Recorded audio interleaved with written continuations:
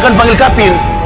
Hei kafir-kafir, tunjukkan sama saya di mana satu ayat yang mampu memberikan temuan ilmiah terkait perkembangan sains dan ilmu pengetahuan teknologi. Tolong, satu ayat saja.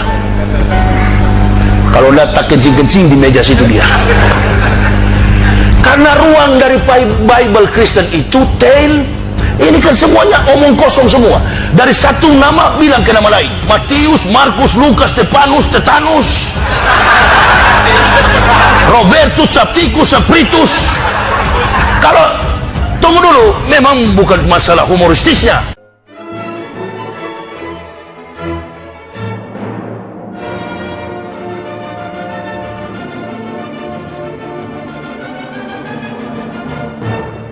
Salam saudara, senang sekali bisa bertemu kembali dengan saya Pendeta Aldo Wolman di channel YouTube saya. Kali ini kita akan berbicara tentang sains teologia, Alkitab dari perspektif ilmiah. Lagi-lagi kita akan menjawab pernyataan dari Yahya Waloni, dan kali ini dia mengatakan tunjukkan kepadanya satu ayat temuan ilmiah sehubungan dengan perkembangan sains, ilmu pengetahuan teknologi. Itu yang menjadi pertanyaannya dia. Dan kalau kita lihat latar belakang Yahya Waloni sebelum dia menjadi ustadz seperti sekarang ini, maka dia itu katanya ini dia sebagai seorang doktor dan juga sebagai seorang yang mendirikan Universitas Teologi yang ada di Sorong sana, dan juga dia mengatakan bahwa dia adalah seorang hamba Tuhan. Maka kalau saya melihat dengan latar belakangnya ini, ada suatu keraguan bagi saya untuk mempercayainya. Hendaknya kalau dia sebagai seorang dokter, dia mengerti bahwa di dalam Alkitab itu banyak terdapat hal-hal ilmiah. Tetapi kenapa dia tidak sampai kepada pemikiran itu? Dan dengan sombongnya, dengan bangganya, dia menyatakan untuk menunjukkan satu ayat. Saya pikir ini satu pernyataan yang paling konyol yang dia sampaikan ini. Dan saya sebagai seorang hamba Tuhan akan menjawab dia dengan pernyataannya yang sangat arogan itu, yang sangat sombong itu. Dan juga di dalam pernyataannya dia katakan omong kosong. Yahya Waloni, engkau akan lihat siapa yang omong kosong, saya apa kamu yang omong kosong. Kamu punya pernyataan itu yang omong kosong sebenarnya. Dan saya akan menunjukkan bahwa Alkitab itu tidak ada omong kosong di dalamnya. Itu adalah satu kenyataan yang disampaikan hari ini. Jadi kalau berbicara tentang ilmiah, maka ilmiah itu adalah pengetahuan yang berbicara soal kaidah-kaidah di dalamnya, dan persyaratan yang memenuhi syarat untuk menjadikan itu sebagai ilmu pengetahuan. Dan juga kalau kita berbicara soal persoalan ilmiah populer, maka itu adalah satu hal yang disampaikan untuk menggunakan bahasa-bahasa yang sederhana atau bahasa-bahasa yang mudah dipahami, dimengerti oleh masyarakat awam. Kalau kita berpijak dari hal itu, maka Alkitab itu memenuhi syarat, memenuhi standar untuk dapat diilmiahkan. Dan juga dimana kalau kita berbicara ilmiah itu tidak terdapat hal gaib di dalamnya. Dengan pernyataannya yang sombong itu, maka saya akan menjawab dia. Sebenarnya kalau bicara soal sains, maka sains itu ada dua hal, yaitu natural science. Natural science itu adalah ilmu pengetahuan alam, dan juga social science, yaitu ilmu pengetahuan sosial. Jadi berpijak dari dua hal itu, maka Alkitab ini sangat dimungkinkan atau terdapat banyak pernyataan atau terdapat persoalan ilmiah di dalamnya. Dan Alkitab ini memenuhi dua standar itu, yaitu soal ilmu pengetahuan alam dan soal ilmu pengetahuan sosial.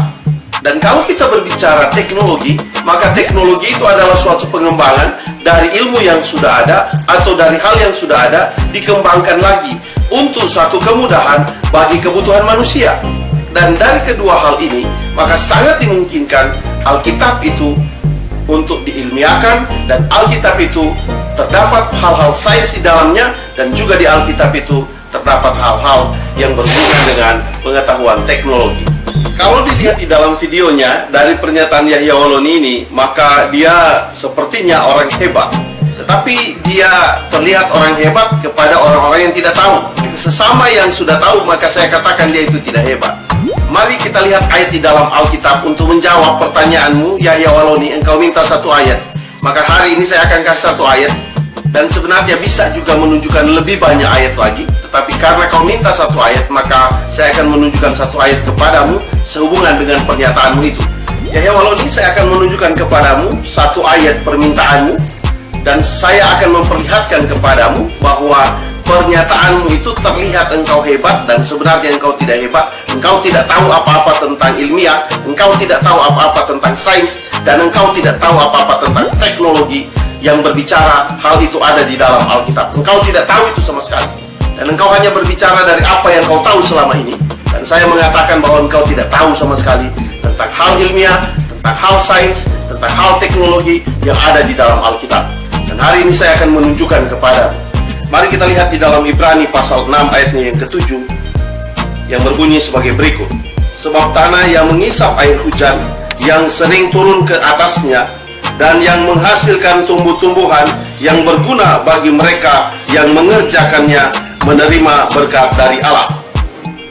Yang pertama berbicara di dalam ayat ini adalah sebab tanah mengisap air hujan. Maka sampai hari ini, di mana tanah itu kalau turun hujan di atasnya, maka tanah itu akan menyerap air hujan itu.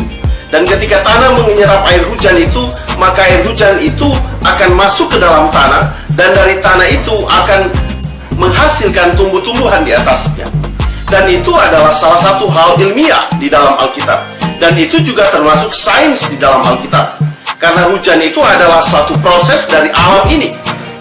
Dari disampaikannya ayat ini, dan sebelum disampaikan ayat ini, jauh sebelum itu, dan sampai hari ini, dan seterusnya, sifat tanah itu masih tetap sama, yaitu dia mengisap air hujan yang turun di atasnya. Dan kemudian masih sama juga bahwa tanah itu akan menghasilkan tumbuh-tumbuhan, dan tumbuh-tumbuhan itu sangat bergantung kepada air hujan, atau sangat bergantung kepada air. Coba saudara tanam sesuatu dan kemudian jangan disiram, jangan dikasih air. Apakah tumbuhan itu akan tumbuh atau mati? Dengan demikian maka ilmiah itu terpenuhi di sana. Unsur sains itu ada di sana. Karena hujan itu tidak mungkin akan turun dengan sendiri tanpa ada proses alam. Dan proses alam di sini bisa kita lihat. Sifat dari air hujan itu masih tetap sama. Kalau dia tidak terdapat air, katakan air hujan atau air yang kita siram di atasnya, maka tanaman itu akan mati, dia tidak akan berkembang. Itu adalah sifat alamiah dari tumbuhan itu. Oleh sebab itu, tumbuhan itu sangat bergantung kepada air. Itu dua hal yang tidak bisa dipisahkan. Kenapa? Karena sifatnya memang demikian, dan itu ilmiah. Itu juga berbicara soal sains. Itu juga dapat berbicara persoalan teknologi. Kenapa, saudara? Di mana teknologinya? Itu hal yang memudahkan manusia untuk menanam, di mana dia boleh memberikan air ke tanamannya, atau hujan bisa turun ke atasnya, maka tanaman itu bisa bertumbuh. Dan juga ada banyak kemudahan-kemudahan dalam teknologi pertanian yang kita bisa temukan hari ini, di mana lahan pertanian bukan harus ada di lahan yang besar. Bahkan di rumah-rumah bisa dibuat satu lahan pertanian, atau bisa ditumbuhkan sesuatu yang bisa dibutuhkan oleh manusia. Maka pertanyaannya adalah di mana teknologinya? Teknologi itu kalau kita lihat sekarang ini bahwa berbicara hujan, berbicara tanaman, tumbuh-tumbuhan, maka ada banyak pengembangan yang terjadi hari ini. Tetapi lahan pertanian itu dapat kita jumpai bukan hanya di pedesaan, tetapi juga di perkotaan, dengan lahan yang terbatas di mana orang bisa menanam. Dan itu adalah pengembangan dari teknologi. Dan kalau kita lihat hari ini bahwa air hujan itu bukan hanya turun secara alamiah, tetapi juga bisa dilakukan berdasarkan pengembangan teknologi. Di mana hari ini kita bisa membuat hujan buatan dengan menabur garam, tentunya dengan melihat potensi awan yang ada, sehingga hujan itu bisa diciptakan. Dan kita lihat kalau pada musim-musim kemarau, maka hal ini sangat dimungkinkan untuk dilakukan. Dan oleh sebab itu, maka teknologi itu memberikan kemudahan kepada manusia untuk menjawab kebutuhannya. Dan Alkitab menjawab tentang hal itu. Oleh sebab itu, Yahya Waloni, pernyataanmu itu adalah pernyataan yang sangat konyol. Maka sifat-sifat yang ada di alam ini, di Alkitab ini juga terdapat. Tidak ada orang yang menanam hari ini di mana dia tidak membutuhkan tanah. Tanah itu adalah media tanam, dan Alkitab berbicara tentang hal itu. Hujan itu adalah cara untuk dapat menumbuhkan tumbuh-tumbuhan. Itu adalah pernyataan di dalam Alkitab yang kita baca hari ini. Kau dengar itu baik-baik ya Walon. Jangan sombong. Jadi jangan hanya berbicara dari apa yang kita tahu. Sekali lagi, seperti video saya yang sebelumnya, dan ini video yang kedua untuk saya menanggapi pernyataanmu ini. Maka di sini terlihat siapa yang omong kosong, saya atau kamu. Jika hal itu tidak terbukti, maka Alkitab ini berbicara omong kosong. Tapi kalau hal ini bisa dibuktikan, kau yang omong kosong dan saya membuktikan, maka yang omong kosong bukan saya, bukan Alkitab, tetapi kau yang omong kosong, di mana kau menciptakan narasi-narasi yang tidak penting, yang tidak perlu. Sampai hari ini, persoalan tentang air, tentang hujan, tentang tumbuhan itu masih berlangsung sampai hari ini, dan banyak pengembangan yang dilakukan hal itu. Dan kalau kita berbicara tentang hal itu, maka hari ini ada berbicara tentang teknologi pertanian. Teknologi pertanian itu berkembang, dan pengembangan itulah yang disebut sebagai teknologi, di mana tujuannya untuk memudahkan masyarakat, untuk memudahkan umat manusia. Tidak ada orang yang menanam kemudian dia tidak menggunakan tanah, juga tidak membutuhkan air hujan. Pasti membutuhkan air hujan. Dan di tempat-tempat yang terdapat curah hujan yang baik, curah hujan yang bagus, maka di sana akan terdapat tumbuh-tumbuhan yang bagus. Dan kalau kita lihat seperti iklim yang ada di Indonesia ini, dengan curah hujan yang ada, maka ada banyak tumbuh-tumbuhan beraneka ragam yang ada. Dan oleh sebab itu, maka Alkitab ini menjawab akan pernyataanmu ya Walon. Dan kau tidak bisa menunjukkan kepada saya, atau kau bisa membatalkan ini tidak termasuk persoalan ilmiah, persoalan sains, persoalan teknologi. Di mana persoalannya?